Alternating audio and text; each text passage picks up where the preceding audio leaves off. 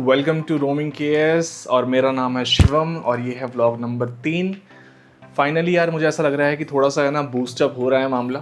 ठीक है, मुझे पता नहीं फ़र्क आप लोगों को दिख रहा होगा कि नहीं दिख रहा होगा, बट मुझे ऐसा लग रहा है कि मैं थोड़ा सा कंफर्टेबल हो रहा हूँ कैमरे के सामने बात करने में।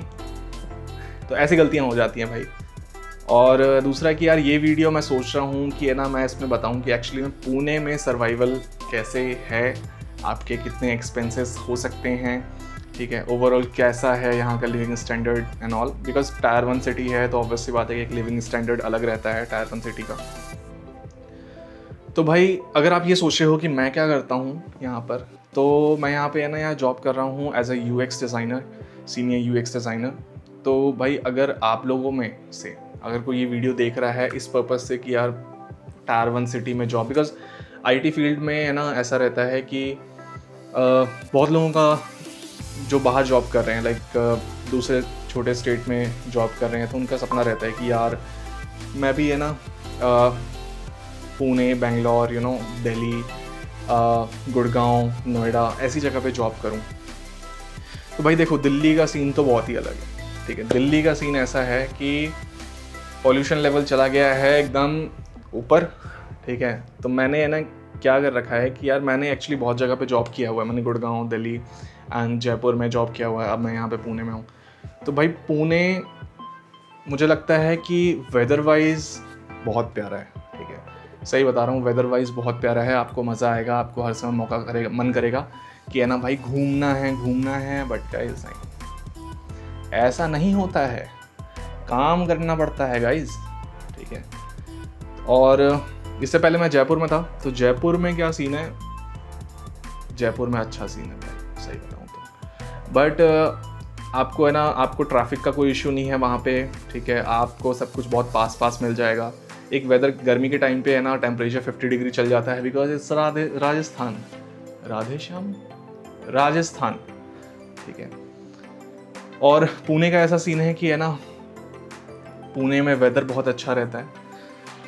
बट अगर आप प्लान कर रहे हो पुणे आने का या किसी भी टायर 1 सिटी में जाने का, तो भाई मैं पुणे का बता दूंगा। पहले तो पुणे में है ना आपको बेसिक एक्सपेंसेस, अगर कोई मैरिड पर्सन है, या पहले मैं अनमैरिड पर्सन का बता देता हूँ। तो मैरिड पर्सन के लिए है ना अगर वाइफ के साथ वो शिफ्ट होना चाह रहे हैं, ठीक है, तो आपको है ना मैं एक्सपेक्ट कर रहा हूँ कि 2 BHK ले रहे हैं, 2 BHK 3 BHK, because 1 BHK mostly है ना मैरिड कपल प्रीफर नहीं करते।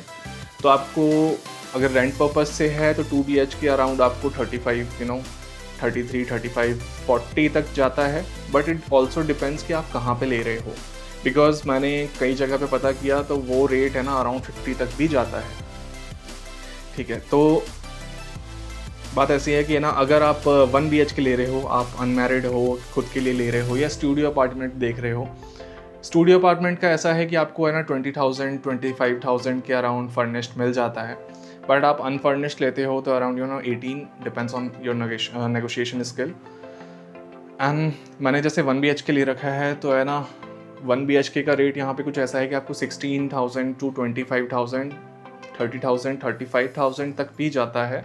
दूसरी बात मैं करूँ अगर ट्रैफिक की, तो पुणे में ट्रैफिक का थोड़ा सा है, बट इतना वर्स्ट नहीं है जितना बेंगलोर साइड में है। बिकॉज मेरे बहुत सारे फ्रेंड वहाँ पे जॉब कर रहे हैं एंड वो बहुत ज़्यादा परेशान हो जाते हैं, बिकॉज वहाँ पे मतलब आप इतना समझो कि है ना भयंकर ट्रैफिक है भाई। अब मुझे ही देख लो आप कि है ना पुणे का ऐसा सीन है कि जैसे 40 किलोमीटर्स कवर करने में मुझे लास्ट टाइम है ना, अभी मैं कल अगर प्रीवियस वीडियो अगर आपने देखी होगी तो ऑलमोस्ट 3 घंटे लग गए थे। ठीक है, तो बेंगलोर में आप सोचो कि 5 किलोमीटर का, जैसे मेरे कुछ फ्रेंड है जो बताते हैं कि वो 5 किलोमीटर ही कवर करने में उनको काफ़ी ज़्यादा टाइम लग जाता है। ठीक है, तो उसके कंपैरिजन में पुणे अच्छा है। दूसरा कि पुणे के आसपास जो एरिया हैं वो बहुत ही अच्छे हैं घूमने के लिए। जैसे कि अभी मैं नेक्स्ट प्लान कर रहा हूँ, अभी आपको नहीं बताऊँगा बट मैं क्या प्लान कर रहा हूँ। बट हाँ, मैं कुछ प्लान कर रहा हूँ बिकॉज मेरा सैटरडे संडे ऑफ रहता है एंड इस बीच में वीकडेज में ना मैं बाहर जाना, मतलब ऑफिस का भी काम करना होता है। तो मैं नेक्स्ट वीकेंड का है ना प्लान कर रहा हूँ कि है ना कहाँ जाना चाहिए कहाँ नहीं, तो आपको डेफिनेटली पता चल ही जाएगा। आपको बता रहा था कि अगर है ना, अगर आपको खाने पीने का है, आपको खाने पीने का देखना है, ठीक है, तो खाने पीने के लिए ऐसा है कि भाई महाराष्ट्र में चिकन को बहुत ज़्यादा पसंद करते हैं, ठीक है, स्पाइसी के काफ़ी ज़्यादा शौकीन है। अब एक्चुअली मैं भी है ना चिकन लवर हूँ, तो भाई जो लोग चिकन खाते हैं बेस्ट है, लेकिन जो लोग नॉन वेजिटेरियन है वो तो ठीक है, बट जो वेजिटेरियन है, ठीक है, उनके लिए कुछ ऑप्शन ऐसे हैं कि है ना आप मतलब कुछ चीज़ें ट्राई कर सकते हो, जैसे कि है ना यहाँ पर रगड़ा पेटी बहुत ज़्यादा फेमस है। उसके बाद कुछ चीज़ें ऐसी हो गई, बड़ा पाव काफ़ी ज़्यादा फेमस है, तो इस टाइप से ना कुछ चीज़ें ट्राई कर सकते हो। बट मुझे ऐसा लगता है कि ऑप्शन थोड़े से कम रहेंगे एंड नॉन वेजिटेरियन के लिए ज़्यादा ऑप्शन रहेंगे, बिकॉज़ मैं और मेरे साथ वाले सारे के सारे नॉन वेजिटेरियन हैं, सो हमें तो भाई चिकन बहुत ज़्यादा पसंद है।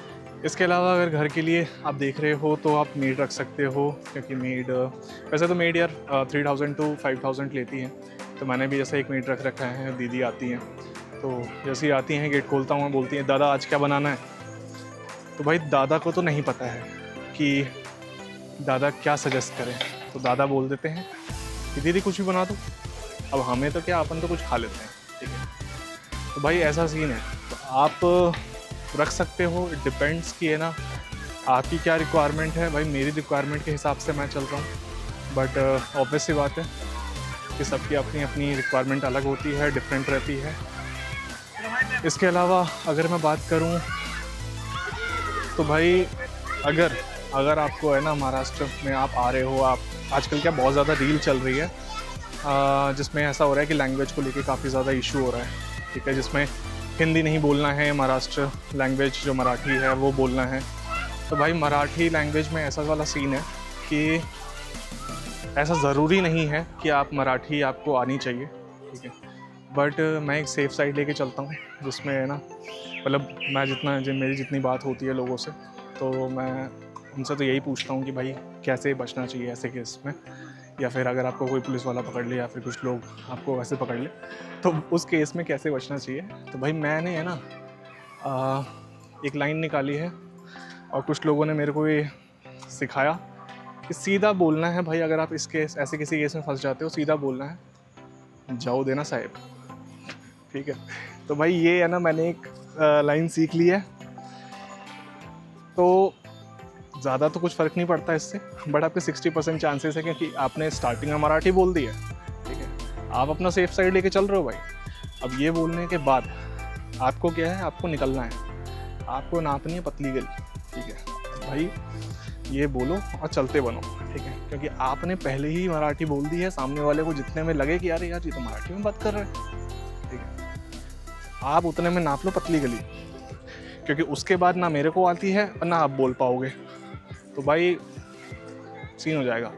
बाकी मेरा सजेशन तो ये रहेगा कि भाई आप डेफिनेटली आ सकते हो, इसमें ऐसा कुछ सीन नहीं है कि है ना मतलब पुणे के लिए क्या है, बेंगलोर के लिए क्या है। टायर 1 सिटी में जॉब करना is a good thing, but मुझे ऐसा लगता है कि थोड़ा सा प्लानिंग की ज़रूरत है, जिसमें है ना मतलब आपके एक्सपेंसेस क्या हैं, बिकॉज सबसे ज़्यादा इंपॉर्टेंट एक्सपेंसेस ही होते हैं। तो मुझे लगता है कि एक्सपेंसेस आप देख के चलो, आपको किस में रहना है, फ्लैट का कैसा रहेगा, ठीक है, खाने का आप कैसे प्लान कर रहे हो, तो ये सब चीज़ें थोड़ा सा देख के चलना पड़ेगा आपको। मैं वॉक करने के लिए आ जाता हूँ यार रात के टाइम पे, तो यहाँ पे कुछ लोग ऐसे खेलते रहते हैं, अगर आप दिखाऊँ